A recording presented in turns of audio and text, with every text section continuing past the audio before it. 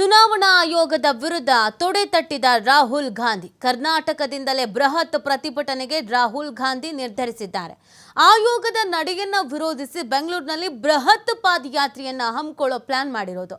August 4ರಂದು ಪಾದಯಾತ್ರೆಗೆ ಸಜ್ಜಾಗಿದ್ದಾರೆ ಕಾಂಗ್ರೆಸ್ನ ನಾಯಕ. ಮಹದೇವಪುರ ಕ್ಷೇತ್ರದಿಂದ ರಾಹುಲ್ ಗಾಂಧಿ ಪಾದಯಾತ್ರೆಯನ್ನ ಮಾಡಲಿದ್ದಾರೆ ಅನ್ನೋದ್ರ ಬಗ್ಗೆ ಮಾಹಿತಿ ಸಿಗ್ತಾ ಇದೆ. ಮುಖ್ಯ ಚುನಾವಣಾಧಿಕಾರಿ ಕಚೇರಿಯವರೆಗೆ ನಡೆಯಲಿದೆ ಈ ಪಾದಯಾತ್ರೆ. ಪಾದಯಾತ್ರೆಯಲ್ಲಿ ಭಾಗಿಯಾಗಲಿದ್ದಾರೆ ಕಾಂಗ್ರೆಸ್ನ ನಾಯಕರು.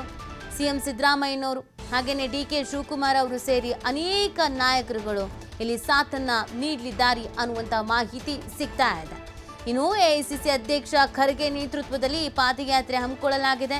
ಇಡೀ ರಾಷ್ಟ್ರದ ಗಮನ ಸೆಳೆಯುವುದಕ್ಕೆ ಕಾಂಗ್ರೆಸ್ ನಾಯಕರು ಈ ಮುಖಾಂತರವಾಗಿ ಮುಂದಾಗ್ತಾ ಇದ್ದಾರೆ.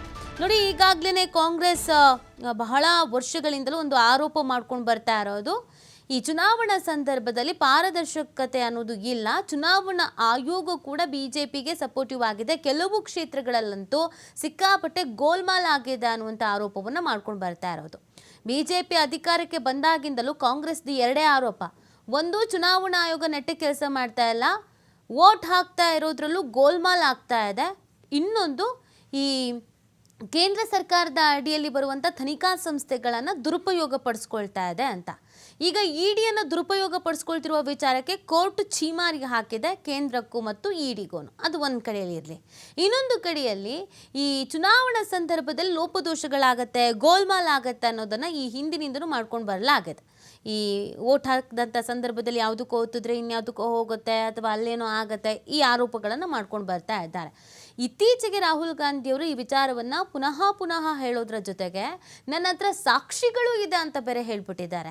ಹಾಗಾಗಿ ಒಂದು ಹೋರಾಟವನ್ನು ಮಾಡೋದಕ್ಕೆ ಅಂತ ಪ್ಲಾನ್ ಮಾಡ್ಕೊಂಡಿರೋದು. ಅದು ನಮ್ಮದೇ ರಾಜ್ಯ ಕರ್ನಾಟಕದಿಂದನೇ ಶುರು ಮಾಡಬೇಕು, ಅದು ರಾಷ್ಟ್ರವ್ಯಾಪಿ ಚರ್ಚೆ ಆಗಬೇಕು ಅಂತ. ಯಾಕಂದರೆ ಬೇರೆ ಬೇರೆ ರಾಜ್ಯಗಳಲ್ಲೂ ಕೂಡ ಬಿಜೆಪಿಯ ಮೇಲೆ, ಚುನಾವಣಾ ಆಯೋಗದ ಮೇಲೆ ಇದೇ ಥರದೊಂದು ಆರೋಪ ಕೇಳಿ ಬಂದಿದೆ. ಸೊ ಹೀಗಿರಬೇಕಾದ್ರೆ ನಾವು ಇಲ್ಲಿಂದಲೇ ಪಾದಯಾತ್ರೆನೋ ಇದನ್ನು ಶುರು ಮಾಡ್ಕೊಂಡು ಬಿಡೋಣ, ಗಮನ ಸೆಳೆಯುವಂಥ ಕೆಲಸವನ್ನು ಮಾಡೋಣ ಅಂತ ಪ್ಲಾನ್ ಮಾಡ್ಕೊಂಡಿದ್ದಾರೆ. ಈ ಹಿಂದೆ ಕಾಂಗ್ರೆಸ್ ಬಿಜೆಪಿ ವಿರುದ್ಧ ಮಾಡಿದಂಥ ಕೆಲವೊಂದಷ್ಟು ಪ್ರತಿಭಟನೆಗಳು, ಹೋರಾಟಗಳು ಫಲ ಸಿಕ್ಕಿದೆ. ಅದು ಅನುದಾನದ ವಿಚಾರದಲ್ಲಿ ದೆಹಲಿಗೆ ಹೋಗಿ ಹೋರಾಟ ಮಾಡಿದ್ದಾಗಿರ್ಬೋದು, ಅಥವಾ ಇಲ್ಲಿಯೇ ಕೆಲವೊಂದಷ್ಟು ಈ ಪೇ CM ಈ ಥರದ್ದೆಲ್ಲ ಹೋರಾಟ ಮಾಡಿರ್ಬೋದು. ಒಂದು ಬಿಜೆಪಿ ವಿರುದ್ಧ ಹೋರಾಟದ ರೂಪರೇಷೆಯಲ್ಲಿ ಇಲ್ಲಿವರೆಗೂ ಕಾಂಗ್ರೆಸ್ ಗೆದ್ದಿದೆ, ಅದು ಇಂಪ್ಯಾಕ್ಟ್ ಕೂಡ ಆಗಿದೆ, ಜನರ ಮೇಲೂ ಕೂಡ ಎಫೆಕ್ಟ್ ಆಗಿದೆ. ಭಾರತ್ ಜೋಡೋ ಯಾತ್ರೆ ಆಗಿರ್ಬೋದು, ಇದೆಲ್ಲ ರಾಹುಲ್ ಗಾಂಧಿಯವರು ಮಾಡಿದಂಥ ಯಾತ್ರೆಗಳು ಅವರಿಗೆ ಎಫೆಕ್ಟ್ ಆಗಿರೋ ಕಾರಣಕ್ಕೆ ಈ ಬಾರಿ ಕಾಂಗ್ರೆಸ್ ಈ ಹಿಂದಿನಗಿಂತ ಬೆಟರ್ ಆಗಿ ಚುನಾವಣೆಯಲ್ಲಿ ಗೆದ್ದಿರುವಂಥದ್ದು. ಸೊ ಹಾಗಾಗಿ ಈಗ ಚುನಾವಣಾ ಆಯೋಗದ ವಿರುದ್ಧ ಹೋರಾಟಕ್ಕೆ ಅಂತ ಮುಂದಾಗ್ತಾ ಇದ್ದಾರೆ. ಅದನ್ನು ಕರ್ನಾಟಕದಿಂದಲೇ ಶುರು ಮಾಡಬೇಕು ಅನ್ನುವಂಥ ಪ್ಲ್ಯಾನನ್ನು ಕೂಡ ಮಾಡ್ಕೊಂಡಿದ್ದಾರೆ. ಇದಕ್ಕೆ ಅಂತ ಮೀಟಿಂಗ್ಗಳ ಮೇಲೆ ಮೀಟಿಂಗ್ ನಡೀತಾ ಇದೆ, ಸಿದ್ಧತೆಯನ್ನು ಮಾಡ್ಕೊಳ್ತಾ ಇದ್ದಾರೆ. ಹೇಗೆ ನಡಿಬೇಕು ಈ ಒಂದು ಪಾದಯಾತ್ರೆ, ಎಷ್ಟು ಮಟ್ಟಿಗೆ ಎಫೆಕ್ಟಿವ್ ಆಗಿರಬೇಕು, ಅದು ಬೇರೆ ಕಡೆಗೂ ಕೂಡ ಯಾವ ರೀತಿಯಾಗಿ ತಟ್ಟಬೇಕು, ಇದೆಲ್ಲವನ್ನು ಪ್ಲ್ಯಾನ್ ಮಾಡ್ಕೊಳ್ತಾ ಇದ್ದಾರೆ.